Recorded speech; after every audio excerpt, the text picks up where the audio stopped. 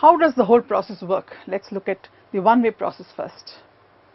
In the one-way communication process, the sender encodes and the message is passed through the channel and it is decoded and received.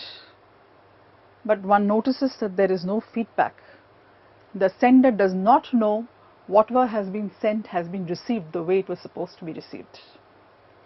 Let's look at the two-way process where the sender is encoding, sending the message to the receiver.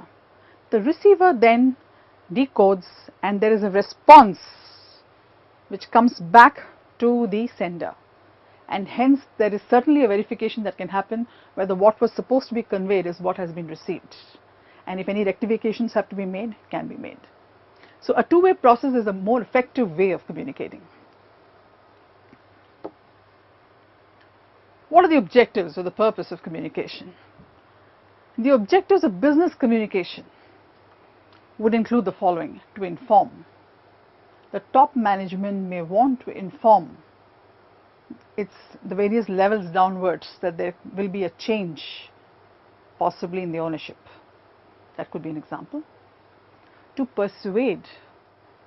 An HR manager may want to persuade a candidate to join the company, and hence he may want to position his company in such a way. A salesman may want to persuade somebody to buy his product. To educate, we may have technical material which gives us details about certain products to educate us as to how it works.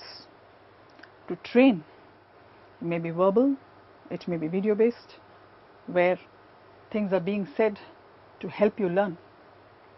To motivate, a tap on the shoulder or a word of praise could be a good way of motivating.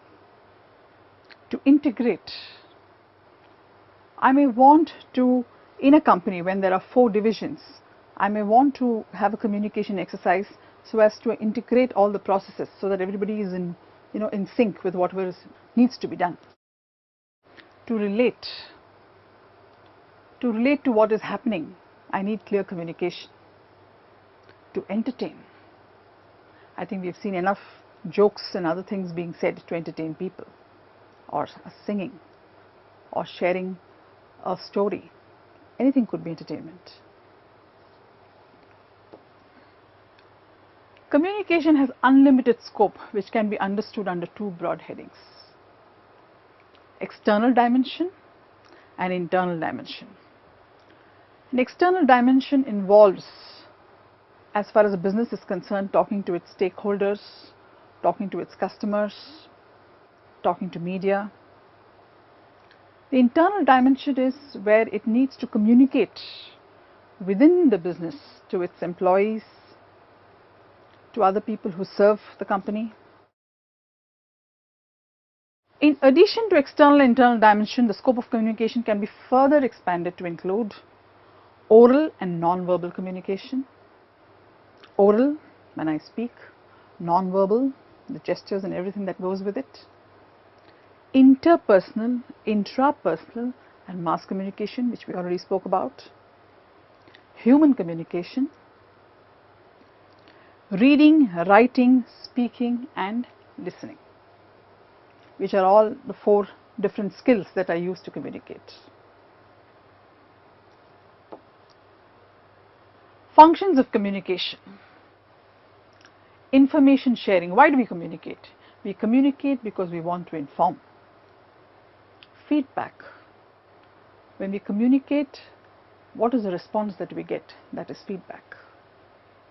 Influence. Through communication, we may want to influence a crowd, a team, to do what we want to do. Problem solving. One of the best methods is by sharing and communicating. Assist in decision making. Communicating in the form of data, facts, help in decision making. Facilitating change. Change is a very long drawn process, and to facilitate change, a lot of communication needs to be done in an organization, so that there is a lot of clarity as to why we are doing what we are doing. Group building. It's a motivation exercise to bring a group so that they can achieve the objectives of the organization. Gatekeeping. What we convey to the external world and what comes from the external world. Gatekeeping does that. Conveying the right message. We always would like to convey the right message so that there is no distortion and the message reaches the proper ears in the proper fashion. Helps in coordination of effort. Anything that we want to do regarding a project, if we all get together, talk, communicate, then it's a coordinated effort towards achieving the objective. Good industrial relations. If there's a good communication channel built, viewpoints respected, then there is a good relationship between the management and the subordinates, which can be leveraged to achieve a lot of good work in business. Development of managerial skills. Communication channels are a nice means of learning for a manager when he observes the various communications and the way things are handled by various human beings, gives him feedback to improve his style of managing. Ensuring effectiveness of policies. Policies well written and well communicated bring a lot of clarity to people who are using those policies, and there will be less violations as far as the company is concerned. Motivating people performance feedback. Performance feedback requires a careful and effective communication between the boss subordinate and the subordinate boss, because ultimately the objective is that the person accepts the feedback and is motivated enough to do better the next time. A job instruction. Again, a well written job instruction brings clarity to the person who is doing the job, and a job well done ultimately helps in the business. Controlling people.